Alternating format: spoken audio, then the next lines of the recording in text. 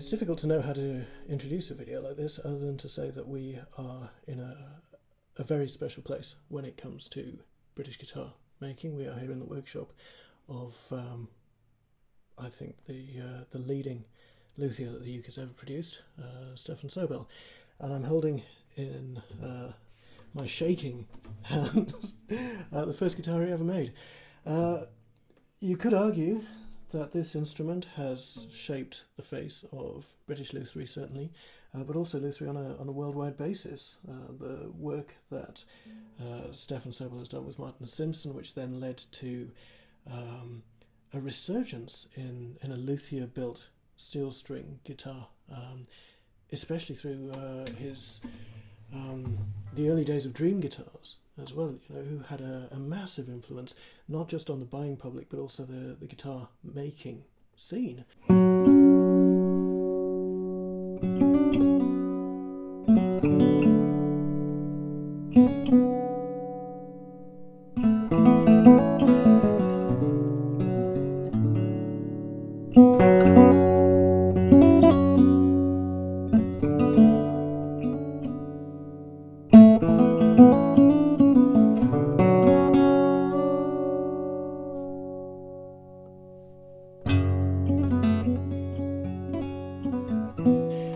Stefan, thank you so much. You're very welcome. It's nice to see you again. Have you here in my workshop? Yes, it's a joy to see you. The last time was 8 years ago. It was indeed. Yeah, and a lot's changed, and yet so little has changed. Well, as you see, looking around my workshop, you can see very little has changed here. It's reassuring. I'm still waiting for someone to drag me kicking and screaming into the 18th century. This is Sobell guitar number 1. It is. Tell us what I'm holding here.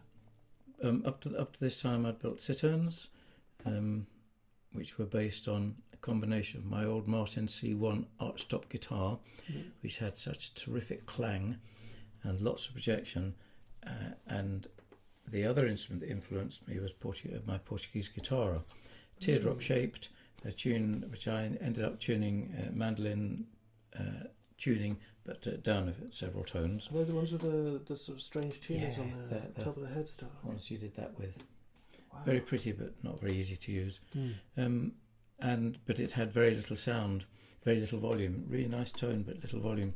And those were the days when Liz and I were playing in unamplified folk clubs, right.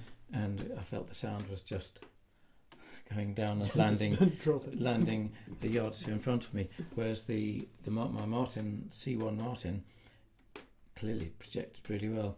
So my first citern was a combination of the two. It was a teardrop shaped instrument with a longer neck. I had to put a capo on to get the what I'd had before with the Portuguese guitar, but it also had the arch soundboard of my C1, and it had the clangy sound I wanted. There's the dog. Yeah, there he is. Now, I built those for how many years? 8 years, I think, citerns. And eventually, because the guitar was always my main instrument, I thought I would build a guitar. And the first one I based on the old Martin, in that it was an arch top with a round hole. Yep. I made it a little bigger bodied, and I learnt from the problems the Martin had developed, which was sinkage there and there, because the braces didn't go all the way to the edge. So on mine, and also it didn't have a cross brace here. So I added the cross brace here as any flat top would, and took the braces all the way to there. And so of course it hasn't sunk. Not at all. Curiously, when I first built it, it sounded fine. I was very pleased with it.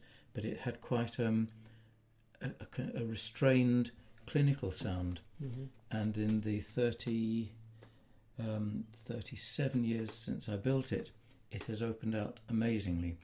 And as we were talking earlier, I really feel that archtop guitars, they're slower to open out, but eventually they'll open out further. Yeah, so that's how it happened. And I built these. Must have built about 50, I think, before in the very early 80s, because this was 1981, and then around 1983, 84, I started building flat tops as well. Wonderful. So it's Indian rosewood on the back and sides. Yes. Beautiful set. You don't really find Indian like this anymore. You don't, unless you bought it a long time ago and kept it. And a Brazilian mahogany neck. Yeah. You really don't get mahogany like that. It's dark and dense and stable. It's lovely. And the top? German spruce. German spruce. There's a bit of bear claw in it. Yeah, I see that. Hand carved. Took me a long time. I don't know if you want to show the camera the tailpiece. Because of my limited facilities, it seemed easier to make a two-piece one that hinged on little studs, right, rather than buy a pressed steel one, and that's something which I've kept. What else? I use shallow machine heads on this. I normally use Grovers now. I prefer Grovers. It has a truss rod which I've never had to touch. Not much else to say about it. No, it's a beautiful instrument, really. I sold it, and then I bought it back again. Really? Yeah. So it's come back. Yeah. I won't sell it again. No, I'd hang on to it if I was you. Might polish it.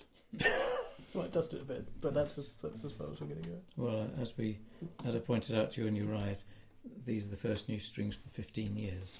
It is a great honour, and it sounds sublime.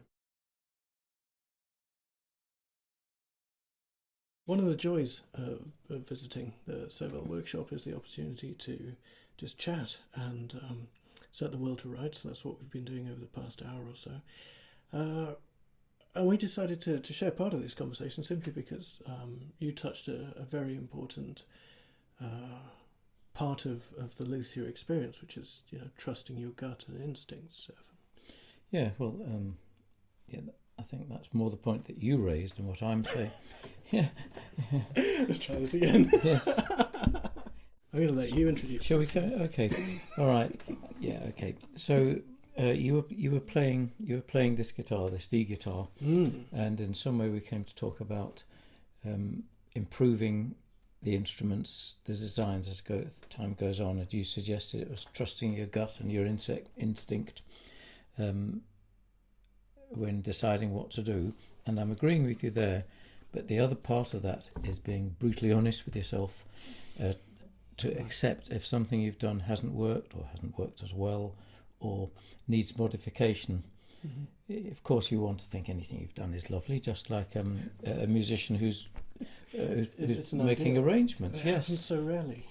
It happens so rarely, that sense of, oh yeah, that's fantastic. Really? Yeah, for me it's fleeting. Yeah. I think it is, and as the other thing we're saying, we can all suffer from imposter syndrome, in that feeling, well, actually there are people out there who know so much more than we do, and I doubt that is the case, but from time to time it just seems, oh, what do I know? But I think that's a good feeling to have, because it keeps you in your ego in rein, and it's very important not to get carried away and to listen to what you've produced, and is that right? It also reminds me of when I first started. I started by modifying classical guitars, which I used to put 3 steel strings on, which of course wasn't very good for them, but I really liked the ring of steel and the mellow bass of nylon. And I had some quite decent guitars, and what I realised that was with a certain amount of thought and with great care, you could modify quite a decent guitar and quite soon make it sound considerably worse. Now that was, and these were usually non-reversible things they'd done to the bridge.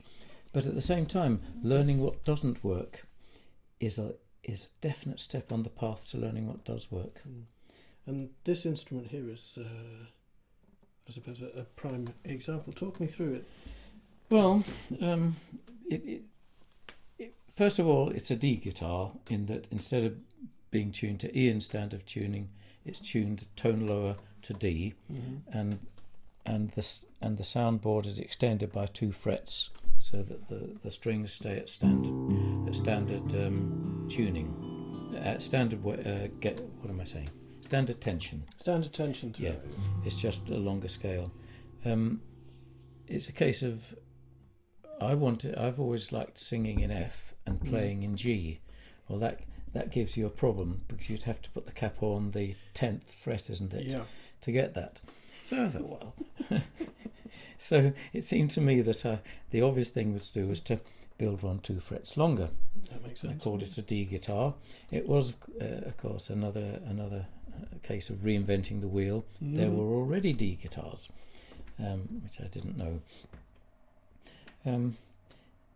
In theory, it can do everything because you can put the capo on the 2nd fret, and then you have a standard guitar, which is then 12 frets to the body. In practice, with the bigger body, it's a longer body. It is, yeah. To accommodate the fact that the bridge has moved further along. Yes, because it's 12 fret to the body there. So instead of being where the bridge will be in a 14 fret, it's moved to where it goes on a 12 fret. So that's fascinating. So you've got the bridge in the sort of the 12 fret sweet spot. Yes, even the famous 12 frets sweet spot. And it's also deeper to support the lower notes, which does mean that every sound is going to be a compromise to some extent. The balance shifts with volume, the volume with the internal volume of the guitar.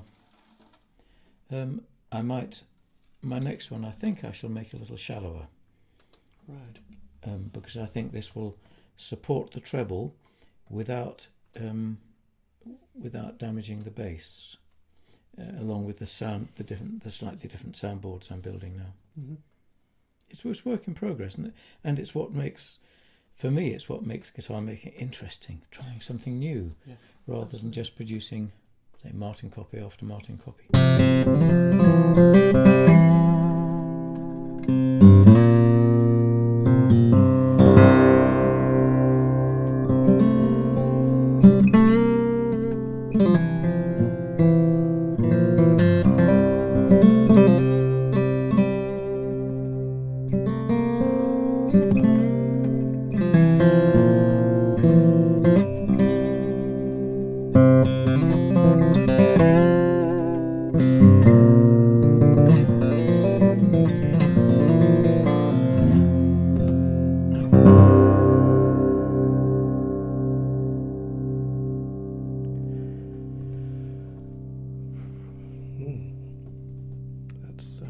That's very serious.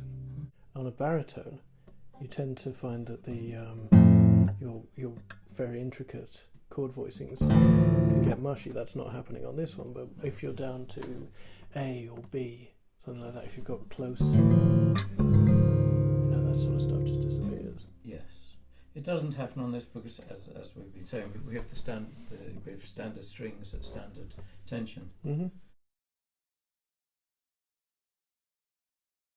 This is my latest Martin Simpson model. It's a little shallower than the previous model, but along with the modifications I've made to the soundboard,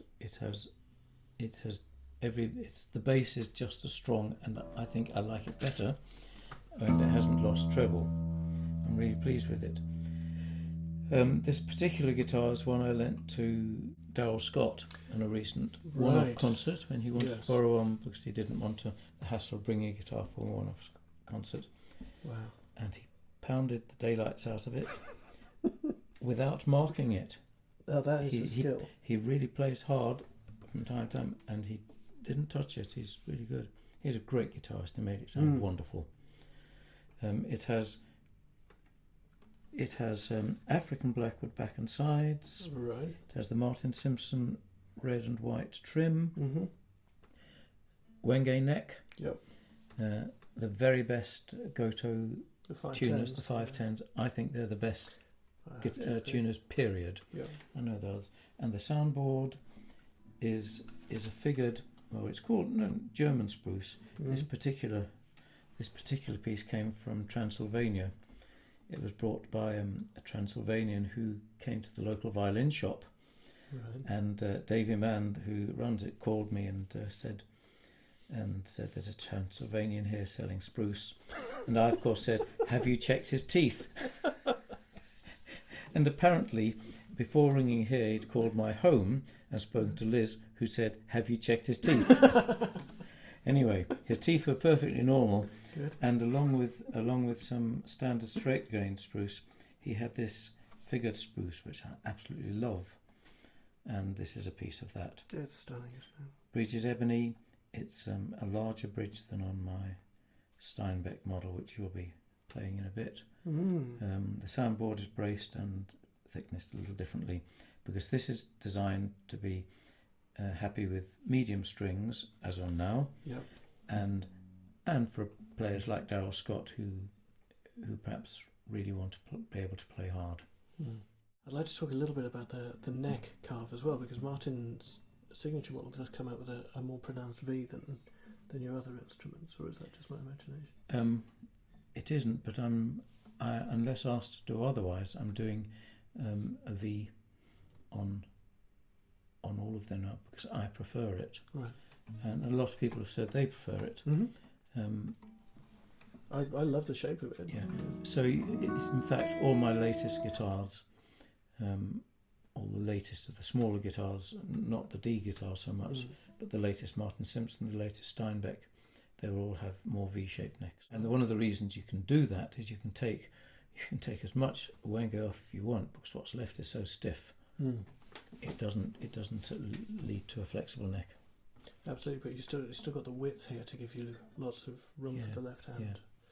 That's so important. You've been working with Martin Simpson for how long now? Since 1984. Wow. 34 years. And when Since he looked about 12. You must have looked about 14 at that point. When did the idea to make a signature model come about? So long ago I can't really remember. It was something we talked about, because he played 1, 2, 3 of my Model 1s, the last of which he still has. Guitar I was really pleased with and he still loves. But it's a thought that I think probably we were together and just spending time together and chatting, and decided how could we make a guitar that suited his style even more, and came up with the Martin Simpson model, and with its slightly larger capacity, it had the same width and depth as the Model 1, but in fact the bouts are extended top and bottom so that there is more air volume inside. I think we made it a little deeper, and I tried some changes to the soundboard.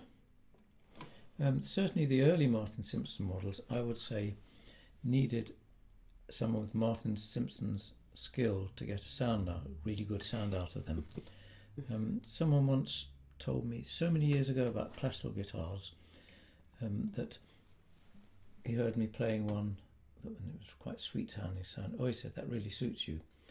This was not a compliment, because he said but I'm so sorry, I'm kicking your microphone there. He said that the best classical guitarists would like a really sound that is quite harsh, because they can play it to get a sweet sound out of it, but then they've got more variation in tone, dynamic variation, whereas a sweet sounding guitar tends to just sound sweet. And so in saying the sweet guitar suited me, he was not complimenting my guitar playing. And I think he was right. And certainly the early Martin Simpson guitars might have supported that idea. In fact, I think they were too far in that direction. They were not approachable enough. And my latest Martin Simpsons like this are much more approachable, without I think losing what Martin wanted to get from them. I've actually used that last time I saw you. In fact, I remember you telling me, maybe not that exact story, but certainly that you can, if you have the skill, you can pull warmth and sweetness out of a steely guitar. But if it's not, if it starts off warm and sweet and fuzzy, you've got nowhere to go. Yeah, I really believe that. In the past 8 years since I last saw you, those have been words that I've lived by. I can quite promise you that. What was I playing when we first met? I think it was a bourgeois. I don't know. I mean, I first met you in the acoustic guitar shop in Brighton, I think. That's right. Yeah, you played everything in the shop absolutely for me. everything. You had brought in a New World with Douglas fir. Yes, well remembered. Yeah. Are you still using Douglas fir? No, I haven't done anymore. I liked it. So what you were playing is your personal guitar. I don't know.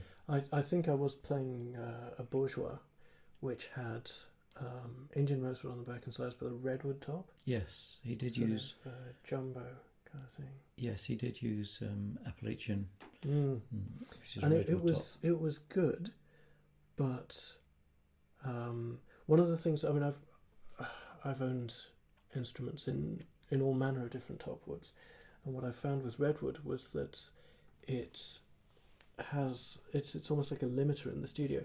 It has a point at which it will not get any louder, no matter how hard you hit it, but it will never distort. It retains that clarity all the way through. But when it comes to usable dynamic range, and I'm not talking about volume, I'm talking, a literal from pianissimo to fortissimo range to work with. Which is your forte, really. If I've got one. It is. So, it's interesting. Whether that's to do with the top or design, I don't know.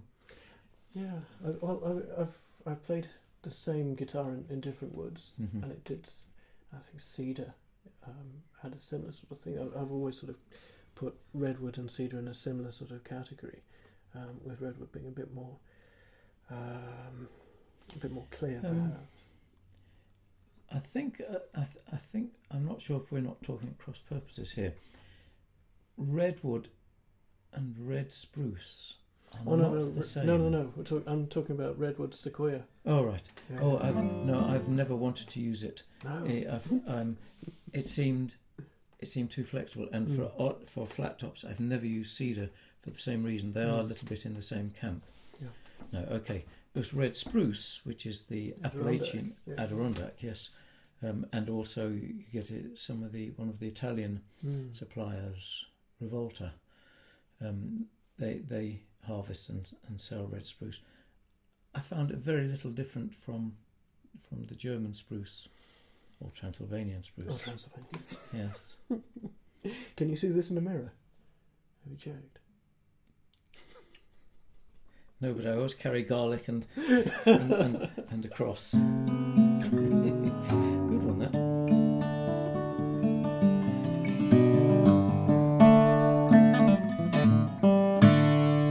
I'll put some mics close to this Well, then. before I showed you this, you said you really didn't cope. You didn't generally cope well with stiffer guitars, but you seem to be doing okay on this. Do you remember years ago we went to see Martin in Sheffield, and he had some new instruments? There was that one New World that you'd made in Cuban mahogany, which broke my heart. And if its owner's out there, I hope you're having a lovely time with it. It was Cuban mahogany on the back and sides with a Wenge neck. You dismissed it as not your best work. I thought it was the most heartbreakingly lyrical instrument. I think perhaps it wasn't a Wenge, was it not? Wasn't that a Wenge neck? It was a long time ago. It was a stiff. Oh, it was a Madagascar Madagascar There we road. go. That's it. Yes. There So we are. Between the two of us, dredge it up. Yeah. Get there in the end. That's right. So I used Madagascar rose before I went on to Wenge, and I'm very happy with Wenge. I've been using it for a few years. It's horrible to work.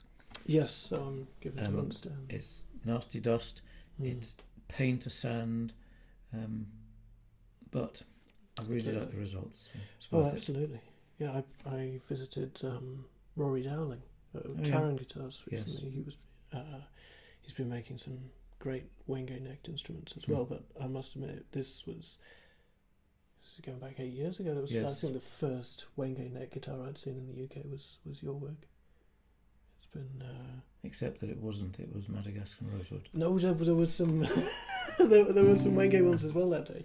And in fact, this brings me back to the original point, was that out of those, I think it was 6 instruments, that was the one that spoke to me. The other ones were all Martin signature models, and they had the massive strings and the mediums. Yes, that's the one. And I felt very much like it was almost too responsive. There was too much going on for me. I know that in the past people have said about your work that you need to dig in order to bring the best out of it. I don't think that's necessarily true. The instruments are so responsive that yes, as you ramp up the gears, you get a different sound. Mm-hmm. But there's so much going on. It felt overwhelming. Oh, really? You know, at that point, I was just like, I felt like an elephant on roller skates. Mm. The New World though, just fitted me. Yeah, well, I I really like my New World. The bits behind are of the latest New World I'm building. Oh, they are. Which is Malaysian blackwood and more Transylvanian spruce. I'm seeing a lot of Malaysian blackwood these days. I think Stefan. it makes really good guitars. Yeah. I mean, this is African. This is the African. I think they're not in any way related. No. African blackwood is a rosewood. Malaysian blackwood is apparently related to Macassar ebony. Mm. But they're similar weight, similar ring tap tone, Mm-hmm. and not identical but similar sounds. African blackwood is harder to get, more expensive, Yes. Easier to work. Mm. And it's a true Dalbergia as well, isn't it? Is, So yes. you've got the Yeah. CITES and so on to worry about. Well, CITES only if you're shipping it abroad. Yeah. You can carry any rosewood over, not Brazilian, but you can carry standard rosewoods over if they're in a completed object and weigh less than 10 kilograms. Which That's just under, isn't it? well, the whole guitar is probably about 50 kilograms. No, they're not light, my guitars. They're not. But they don't sound heavy. They don't And your feel point- heavy. They don't sound heavy, but that's how they're not light. Well, Wengane itself is quite a way to. But certainly, I do feel, which you have to be my reputation of the early guitars, that you had to be up to digging in to get the sound out, and I think to some extent it was true. I don't think it's true now. No. I've changed. I've listened to what I've made and researched and experimented, and even on this relatively stiff guitar, I think you don't have to dig in.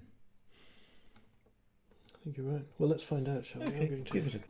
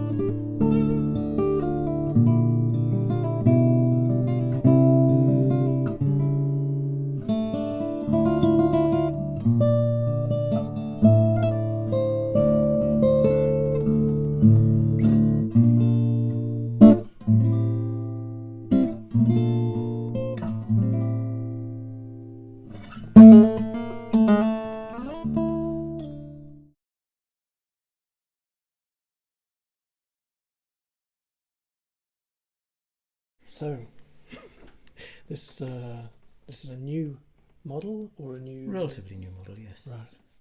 I built my first Steinbeck 3 years ago, maybe.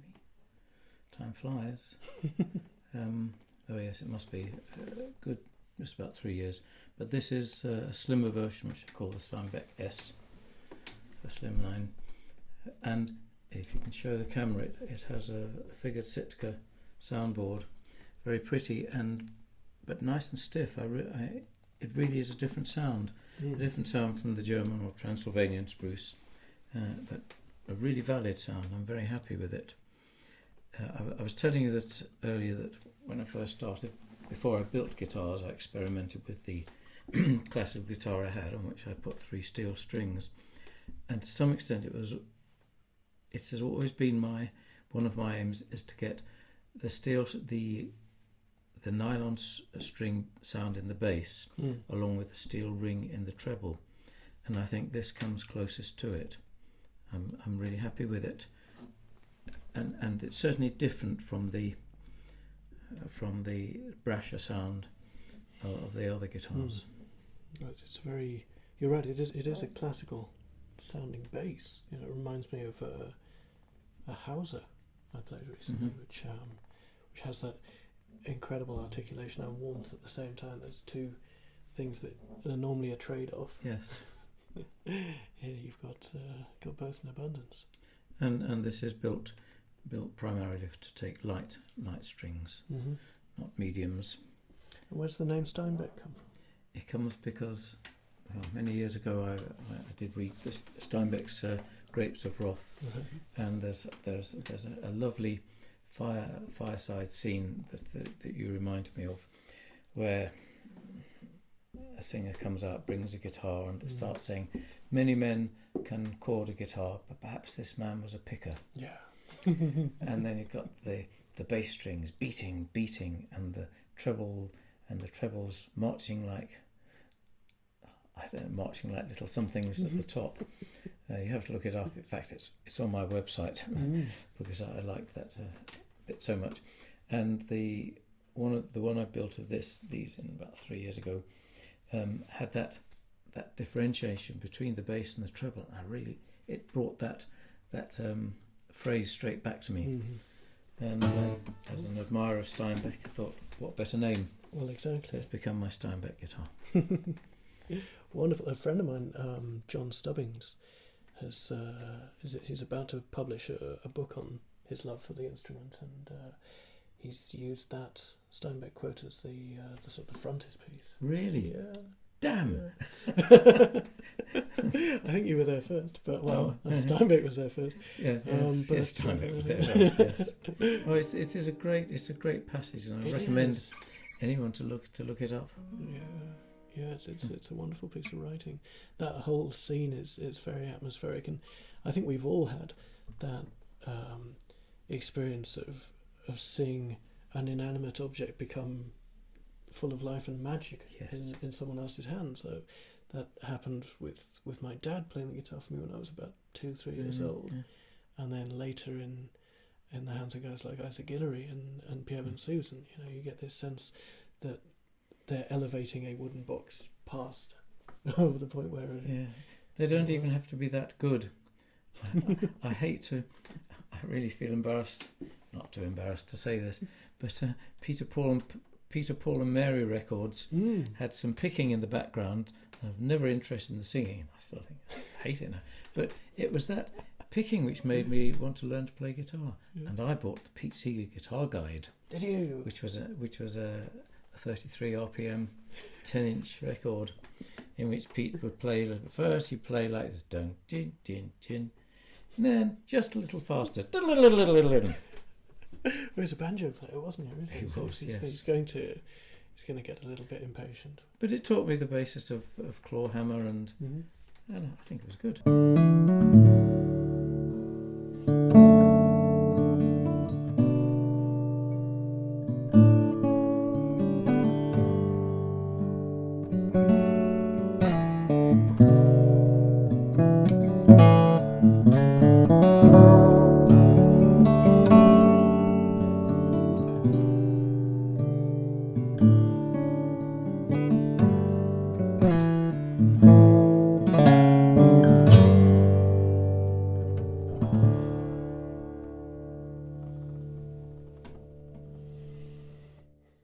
I feel a bit presumptuous of me to give advice.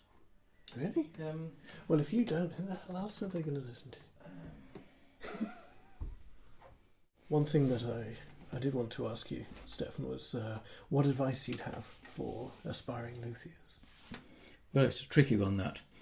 You told me you're going to ask this, and I've been wondering what I could say that was constructive. I started so long ago. In some ways it's much easier now. The internet means you have any aspiring luthier starting out has almost the same reach to an audience as the factories Martin and Taylor, whereas in my day when I started up, the way to get to people was full page adverts, which was way in magazines, which was way beyond the pockets of anyone like me. On the other hand, there's so much competition now. There's so many people understandably wanting to do it. It's a fascinating thing to do. What I would think is important is not to accept any received information as set in concrete. There are you hear lots of people talking, and the other thing is go with your intuition rather than reading what other people say. Learning about construction is good. There's nothing wrong in learning how to make a guitar that doesn't come apart. And it took me a while because I started. Because of how I started, it took me a while to sort out some of these things. But when it comes to sound production, trust your intuition and go with it. And then I think, as we said in a previous part of this interview, trust your intuition, try things, not just, different strut, but you've got to have some kind of feeling as to why, how, and why it'll work, and then listen to it very hard.